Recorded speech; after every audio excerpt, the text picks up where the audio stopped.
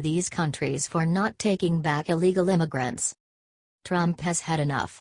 America is sending back illegal immigrants to their original homes, however, they were denied entry. Upon not being allowed back into their original homes, these illegals were then released back into the United States. Because these specific countries are refusing to acquire their citizens anymore, the State Department has been ordered by the Trump administration to limit visas to the following countries: Eritrea, Cambodia, Sierra Leone, Guinea. Elaine Duke, the acting Secretary of Homeland Security, has responded to these countries stating that their one-way street ends with these sanctions. The visas that are being revoked are ones for respective ministries of foreign affairs and temporary visas for business, as well as pleasure. The numbers below show how many illegal immigrants were released back into the United States of America after being denied entry back into their homes. Guinea, 137. Cambodia, 1,900. Sierra Leone, 831. Eritrea, 700. Those numbers are scary, right?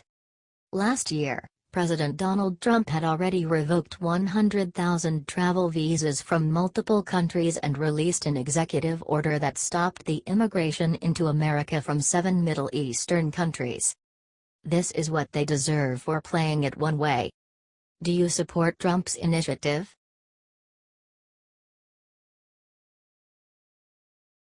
ESPN host gives people the bird instead of apologizing for calling Trump white supremacist.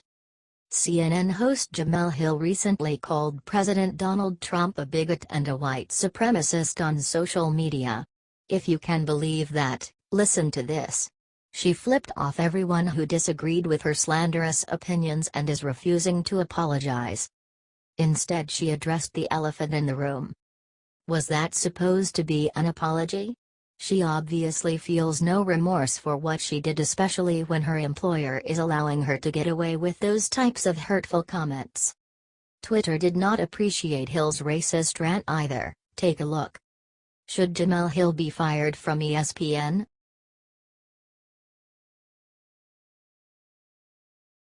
Melania's new shoe style to visit hurricanes victims left the MSM dazed and confused.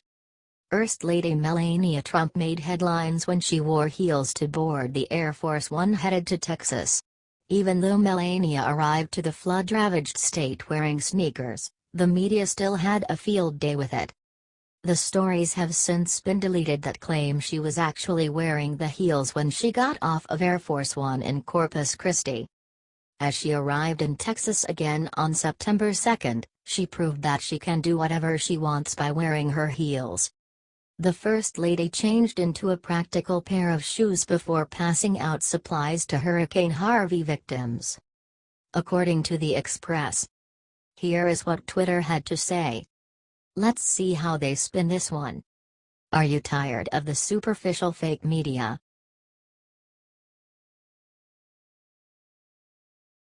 Amazon caught red-handed deleting almost every one-star review on Hillary's new book.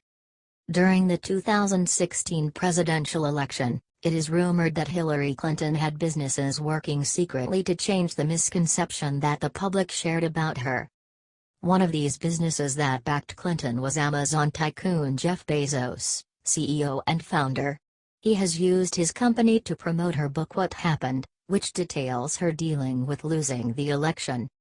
The British Telegraph newspaper reported that Amazon has been monitoring and deleting reviews after Hillary Clinton's new book was greeted with a torrent of criticism on the day it was released. The report continued, few of the one-star reviews remain on the website, but reports and screen grabs show that reviewers used the space to criticize the former First Lady and spread conspiracy theories about her and Bill Clinton. One one-star review, which remains on the website at the time of writing, reads, "Read all the promotional excerpts, which combined come close to book length. Pretty good novel. It is fiction, isn't it? Surely, someone is playing a joke. This is disgusting. Will you boycott Amazon?"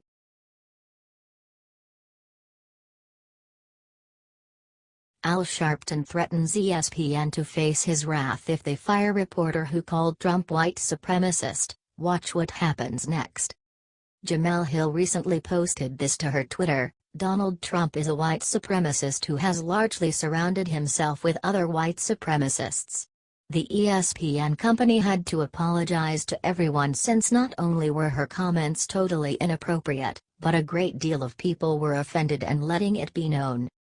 Sarah Huckabee Sanders made ESPN's decision to let Jemele Hill go that much easier, stating, "I think it's one of the more outrageous comments that anyone could make and certainly something I think is a fireable offense by ESPN." Later repeating herself, "I think it is a fireable offense based on the standard that ESPN has set themselves by saying that people that go too far and make political comments have been suspended from their own network. I think that is a consistency that they should probably focus on." Al Sharpton of course turned this into a race issue, even though Jemele was the one being racist in the first place. Sharpton stated that letting Hill go from ESPN would be robbing a person of their right to express their views. He also added, "If ESPN does this, they're going to face the wrath of a lot of us." Watch what happens next. He's such a racist. Should she be fired anyway?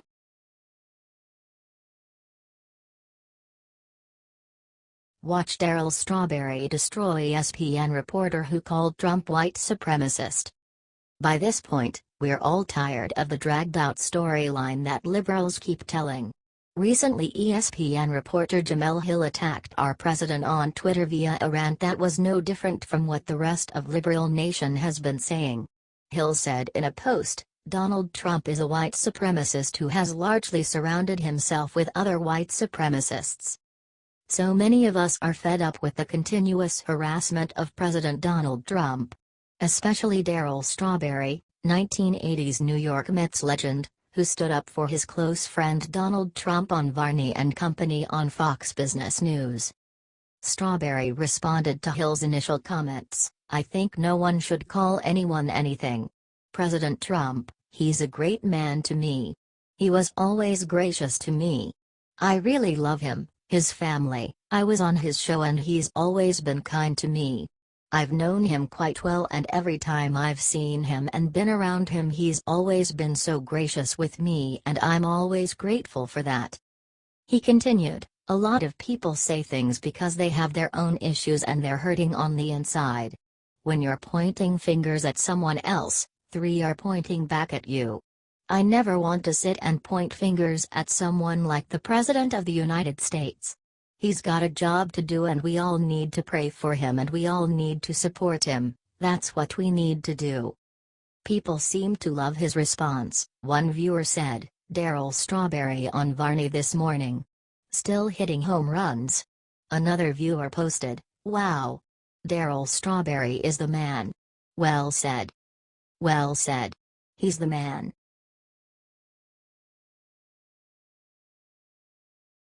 Plaintiff claims "In God We Trust" on currency violates religious freedom, gets crushed by judge.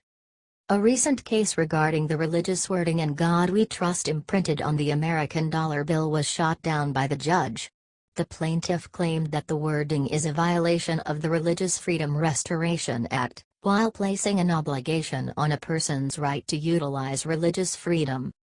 Benita Pearson is the Ohio judge that declared the plaintiff had no official proof. Therefore, she stated the following: "Plaintiffs cannot demonstrate that the use of the motto on currency substantially burdens their religious exercise. Credit cards and checks allow plaintiffs to conduct the bulk of their purchases with currency not inscribed with the motto. And for cash-only transactions, such as a garage sale or a coin-operated laundromat, the use of the motto on currency does not substantially burden plaintiffs' free exercise." There are many who have already been fighting the fight against religion, such as California attorney Michael Newdow. Newdow stated, "Plaintiffs either specifically do not trust in any God, with not trusting God being a basic tenet of their belief systems, or hold God's name so dear and exalted that to inscribe it on a monetary instrument is deemed sinful." In complete disagreement with the plaintiff, Judge Pearson said in dispute, Plaintiffs argue that cash transactions force them to bear a message that they feel violate their religious beliefs. She continued, but as the Supreme Court stated in Woolley v. Maynard, the bearer of currency is thus not required to publicly advertise the national motto.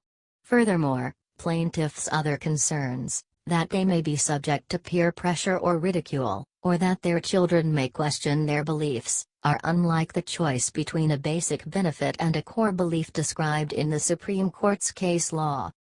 Some commenters argued about an American principle, the separation of church and state. For example, Congress shall pass no law respecting an establishment of religion. It doesn't matter if it violates free will or not.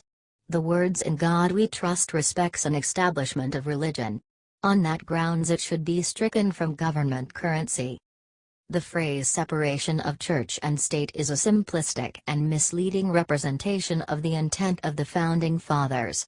Their goal was to foster, nourish, and encourage religious belief in God, as opposed to belief in no God, because they correctly believed that people who think they will someday return and report to their Creator are much more likely to be peaceful, loving, thoughtful, forgiving, courteous, etc. than people who do not hold such a belief.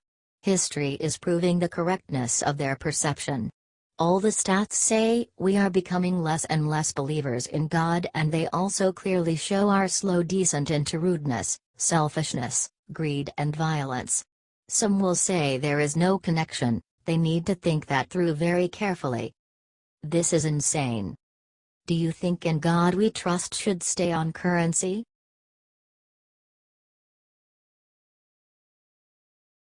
Irma gave liberals a very good reason to whine after what it did to Trump's house.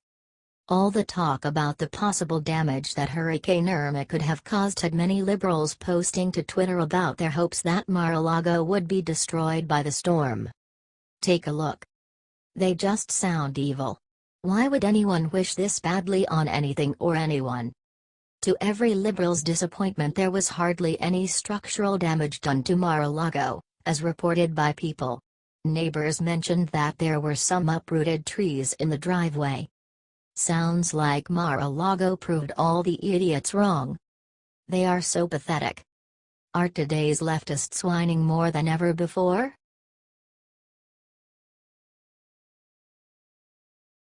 Here are the brutal attacks at Trump right after he let 10-year-old boy mow WH lawn. Sarah Huckabee Sanders announced that 11-year-old Frank would be coming to the White House to cut the grass. After the then 10-year-old Frank offered to cut the grass for free, our president happily accepted his proposal. Frank's letter stated, "Unfortunately, even this good deed done by a 10-year-old can't even slide by without any criticism." For example, Gary Legum of Independent Journal Reviews claimed that Donald Trump was encouraging child labor laws. Oh please, take a look at other Twitter reactions. This is sickening. Mowing the White House lawn was this little boy's wish. Do you think liberals are pure evil?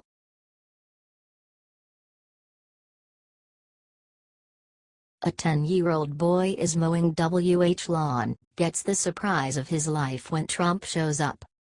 President Donald Trump receives a multitude of letters sent to the White House from children in particular. The most recent letters that our president was sent came from a boy named Pickle and from someone wanting to cut the lawn. We even got to hear one of these letters earlier in August when Sarah Huckabee Sanders read one aloud from the then 10-year-old Frank, who was offering to cut the grass for free even though he usually charges $8. The contents of the letter stated, Sanders announced that 11-year-old Frank would be coming to the White House to cut the grass. Here is a photo of the president and Frank in the Rose Garden on Friday morning. With the caption, "There is more photos of these two below. They look like they are already good friends."